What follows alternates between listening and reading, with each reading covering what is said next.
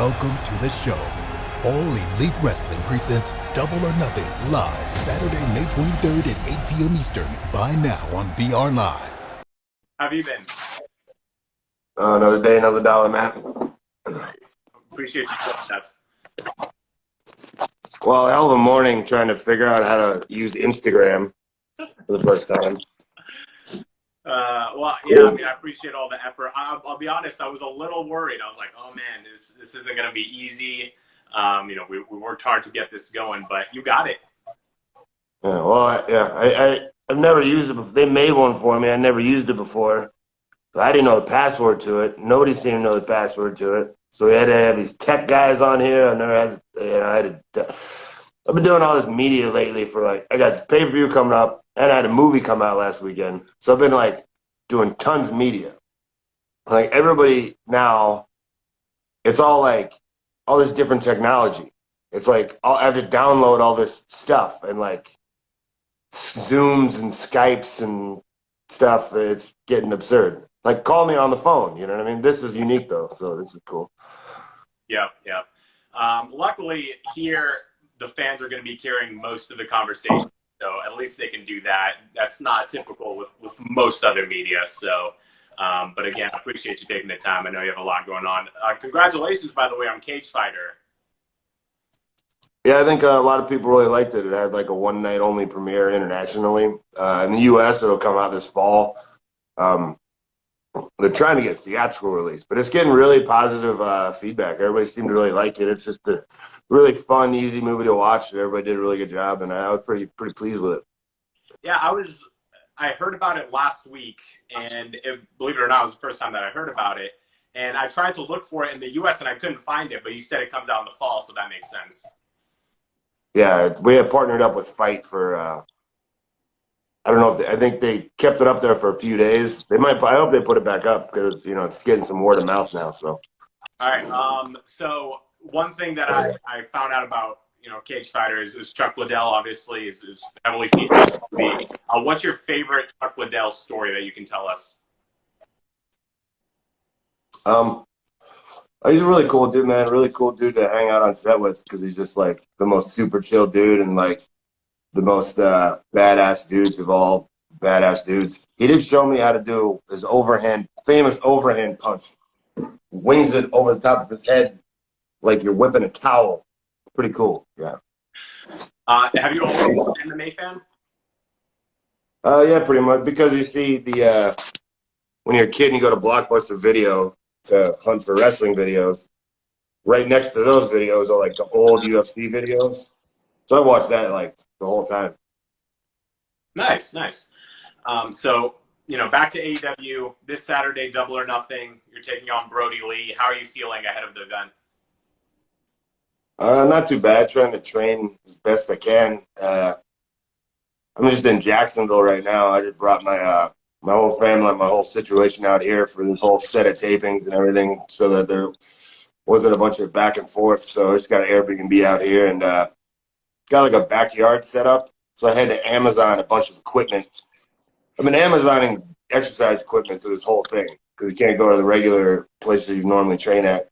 So I had to bolster my garage gym at home and order all these heavy kettlebells and all this other different stuff because that was going to be my main place to train. But now I had to order all this stuff to this Airbnb that I don't know what I'm going to do with it after I leave.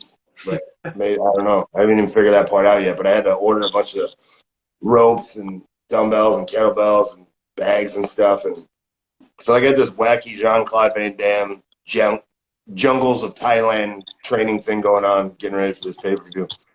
Kicking trees and shit. And I have real tough shins. Dead nerves in my shins. Hey, kicking trees. After wrestling, you'll be an MMA fighter. No, I'm good with what I got. We've heard similar issues with other athletes that we've interviewed saying that it's been really tough the past couple months or so to find a way to continue what they were normally doing for their workouts. So you're not the only one for sure.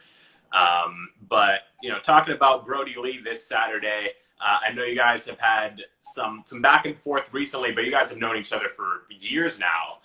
What can you tell us about Brodie Lee and then how do you use that towards your match on Saturday? Yeah, we kind of been circling each other in each other's orbit on and off over the years in all kinds of different organizations. And now here we are circling in each other's orbit once again. So we've gone to war many, many times. There's a guy who I know. The difference here is like championship mindset is absolutely refuse to lose under any circumstances. Find any way to win, some way to win. Absolute refusal to lose. When you're in there with a guy, though, that has beaten you on occasion, more than one occasion before, and you know the possibility is there, that's a stressful situation. So, and the thing is, I know how hungry he's going to be because, and I think he's going to feel like he needs to make up for some lost time. He's been kind of sitting on the sidelines, waiting for contractual things to blow over or whatever, get to where he could get started here in AEW. And it's a guy who very well could have stayed home, had the option to, put off his debut and just wait until there were fans in the crowd, because he's never wrestled in front of fans, in front of AEW fans. He's never had that opportunity yet. So, and so now he's main eventing, our big pay-per-view. But it was the thing about, like, he could have waited, or there's an opportunity in front of him on 3 weeks' notice to take a shot at the world title. And it's like, this isn't like,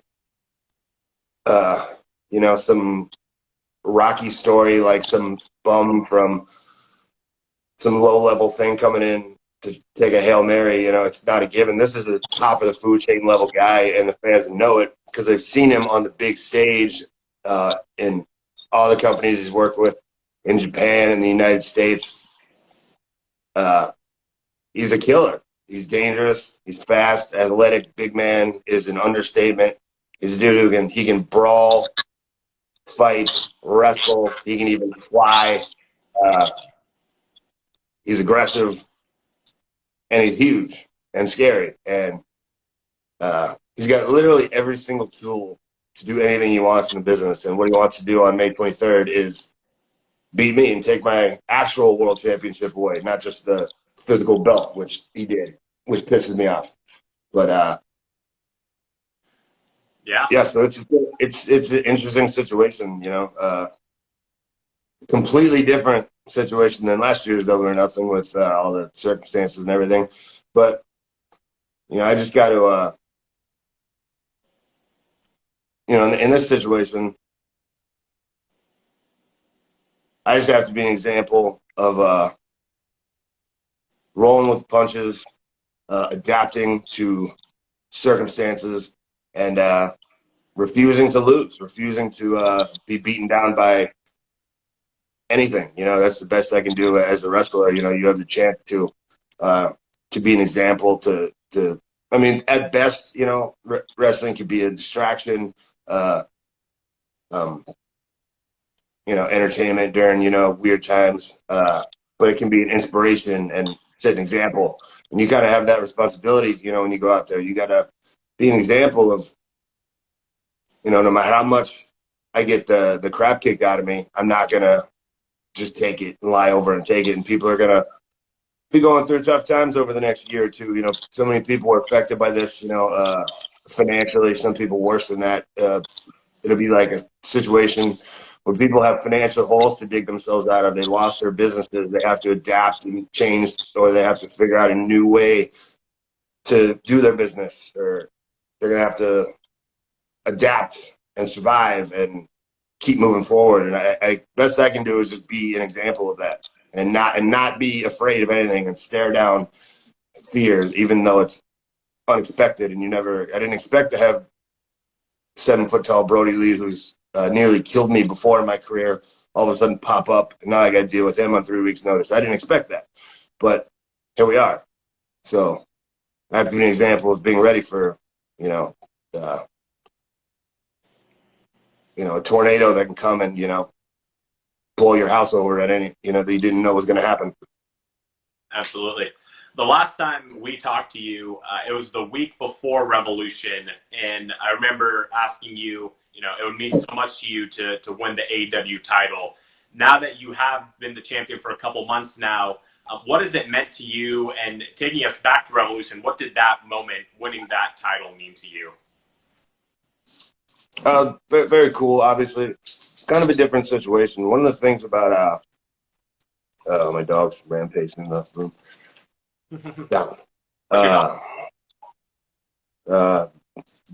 Blue and a little one named Benny, and a big gargantuan bulldog named Blue.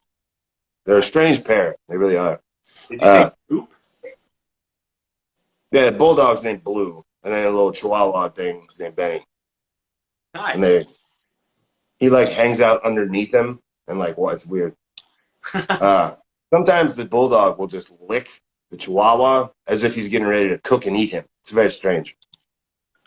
Anyway, back to what I was saying is like going to the match with Chris Jericho. Part of it to me was like, and part of the whole kind of theme and story of it that was kind of an underlying thing is like,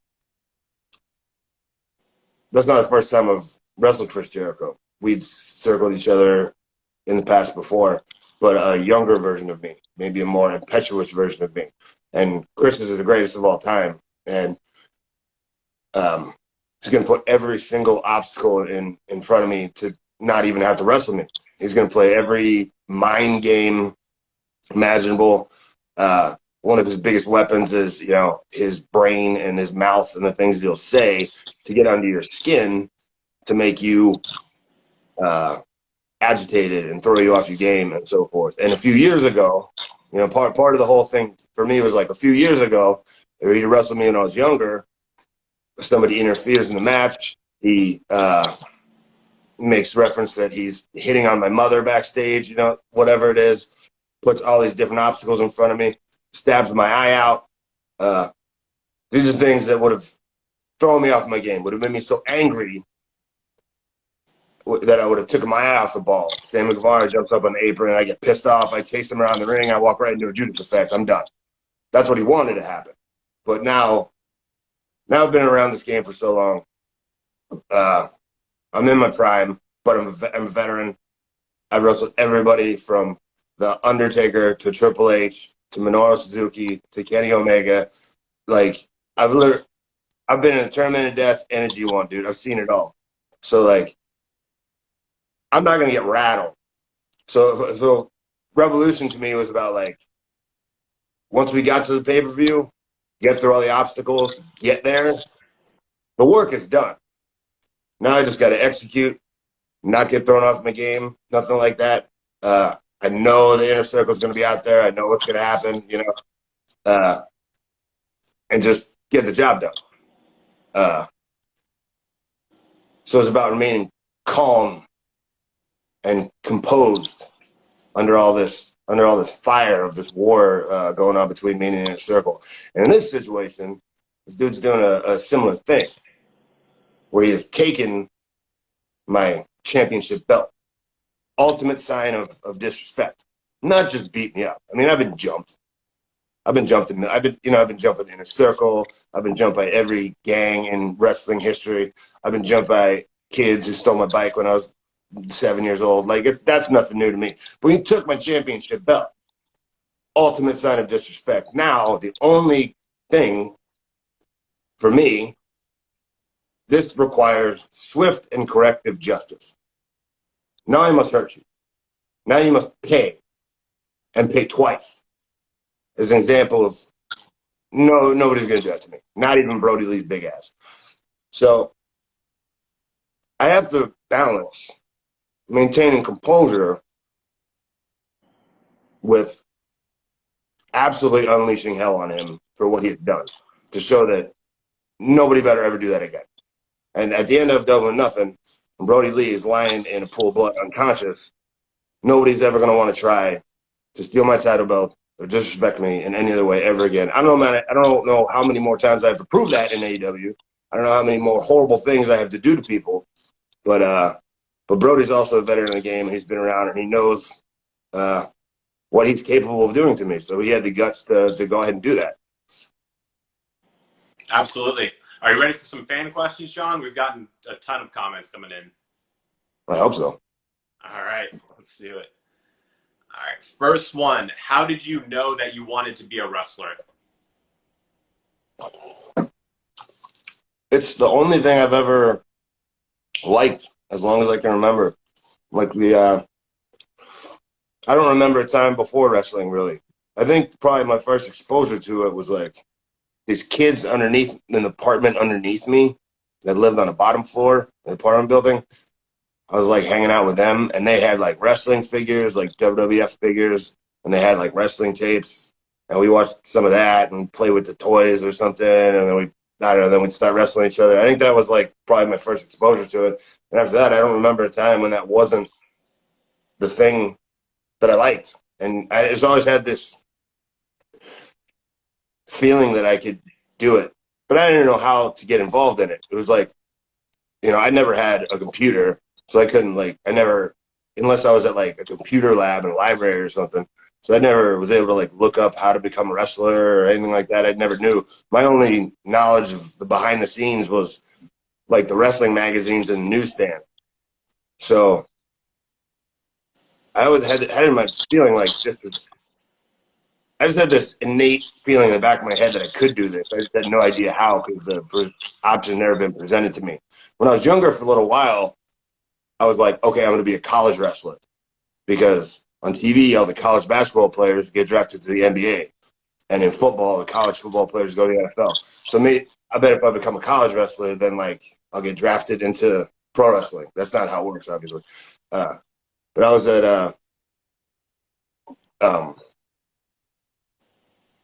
I saw a flyer on a telephone pole for a wrestling show. The company I started with called HWA. That was at a place called Red Barn Flea Market in Cincinnati. And I was like, oh, and I'd never been to live wrestling except a couple times in like nosebleed seats.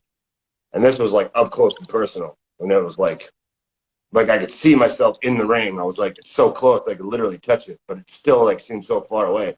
But then in like the event program thing in the back, there's like an ad that said Les Thatcher's main event pro wrestling camp. Call this or that or whatever. And I instantly was like, that's it.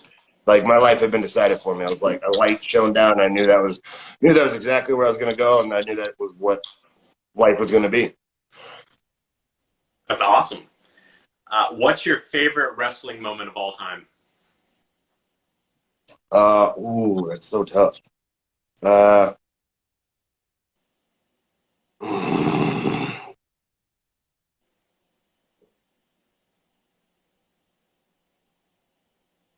Oh God, I can't, man. That's so hard. I mean, like WrestleMania 13 was a big one for me when I was a kid.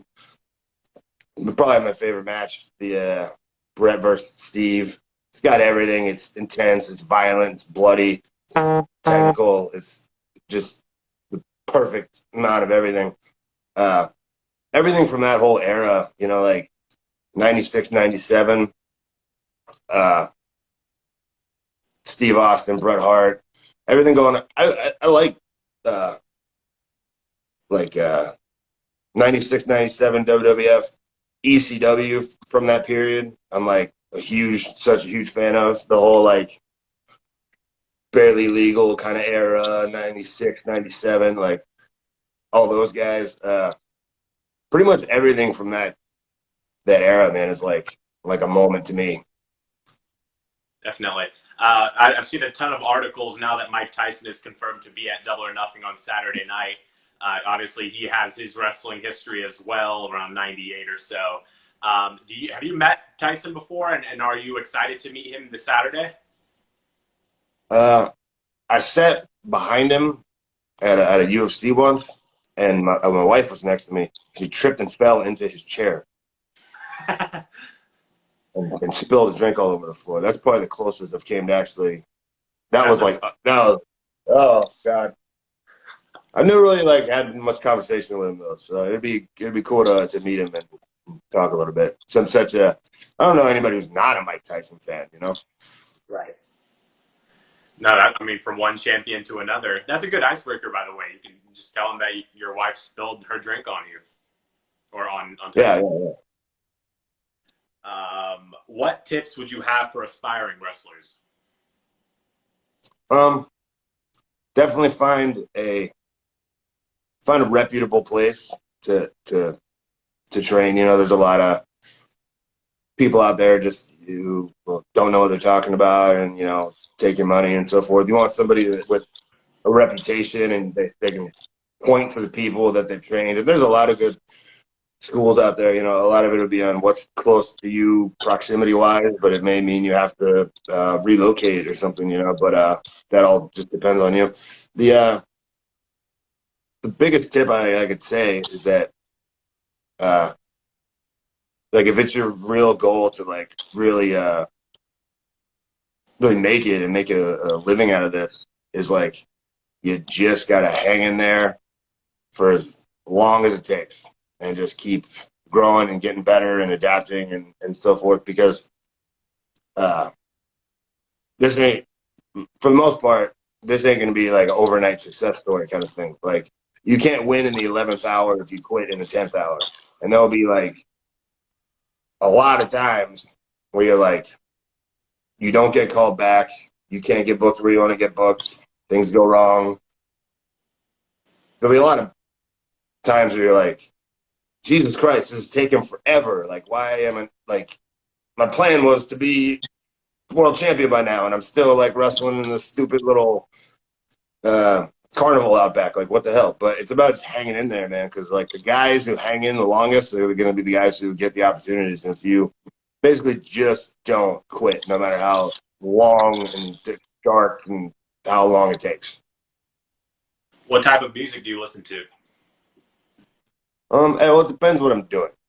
A little bit of everything.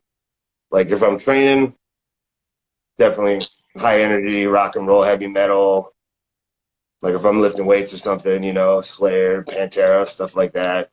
But if I'm just like hanging out, shooting the breeze, you know, I'll listen to like some old country music, some Waylon Jennings, Chris Stapleton, Willie Nelson. If you're just like chilling, I can listen to hip hop.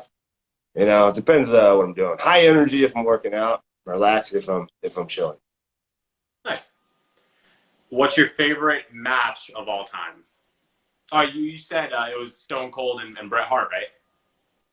Yeah, I mean, probably like that's the one that was like my first like favorite match as a kid, or that maybe even before that was like the Iron Man match, WrestleMania 12. I was really into the idea of endurance, like going 60 minutes. Like I was always obsessed with that. Like if I go running or something outside or training, I would do everything for 60 minutes. Like whatever I do, I'd be like, okay, I gotta go 60 minutes. So I would just run for an hour or something. I had the 60-minute thing in my head. Like the endurance and skill thing was like was really attractive to me. I've always kind of been into that, like the technical wrestling and stuff, you know.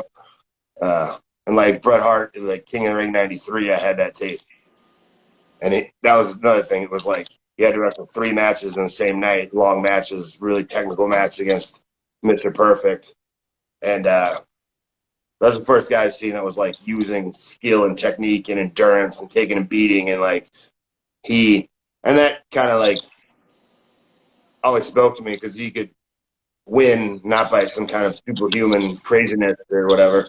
Like I was never into like the Ultimate Warrior Hogan type, you know.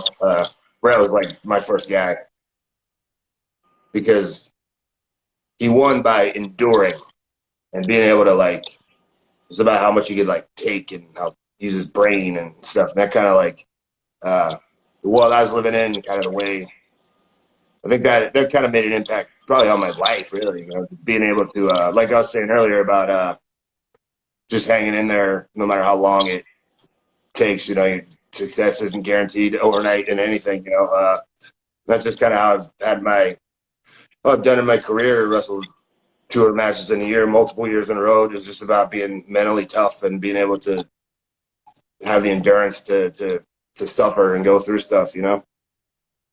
Yeah, no, it's interesting that the Ironman match to this day still has an impact on how you work out. That's something you would never really think about. Also, Yuki Miyamoto versus Takeda from Big Japan in a scaffold light tube match. One of my favorite matches of all time. Right up there. That's like my favorite kid match. But, it's like picking your favorite song of all time. There's so many you can't. That's Right. like, I don't know why, but that one to me is like, I don't know where you can look it up. It might be on YouTube still or something. But it's one of those matches that like 8 or 9 out of 10 people are going to hate it. But I'm like, I don't understand. I don't know how you can hate a perfectly executed German suplex on a bundle of light tubes. Like, what's the hate? It's I'm not sure if it was that exact match, but I've definitely stumbled upon some match that was using light tubes, and it's hard to watch at times. But at least for me, I can't help but appreciate when they're willing to do that kind of stuff. But I understand why it wouldn't be other people's cup of tea. Yeah, it's a different thing, but it's like it's a different thing. Yeah, for sure. But it's like a lot of people would be like, "Oh, that's not even." But like, that's the same kind of people that would listen to like death metal and say, "Oh, that's not even music."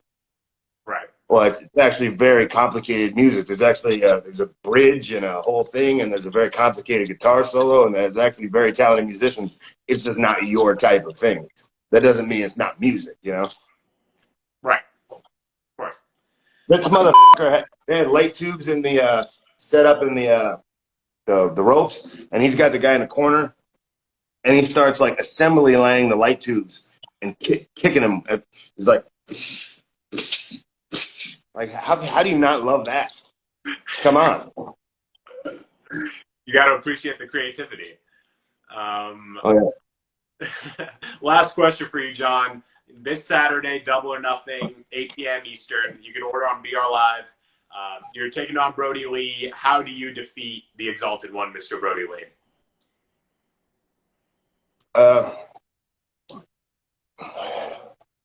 Just got to find a way because,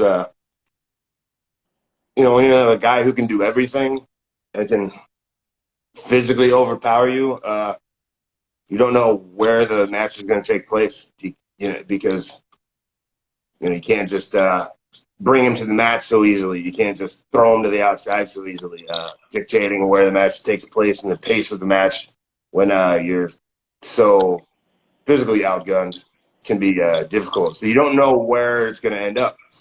It's about just always but as soon as the opportunity is there, but seizing it and being ready for anything. And luckily, I can pretty much do it all, and I'm ready for anything. And when the opportunity to steal the match is there, I'll still be alive, no matter how much abuse I have to take to get there, and I'll figure it out. It's about that's the message, man. Is just like no matter what's happening in your no matter what's happening in your life, no matter what bad things have happened, even if they're not necessarily as a direct result of, all the crazy stuff going on in the world right now, it's about refusing to stay down, refusing to take no for an answer, finding a way, adapting, and doing whatever you need to do and figuring it out, because sitting on your butt complaining and feeling sorry for yourself don't get you anywhere. It's about taking action and figuring out ways to win and just refusing to let the world beat you.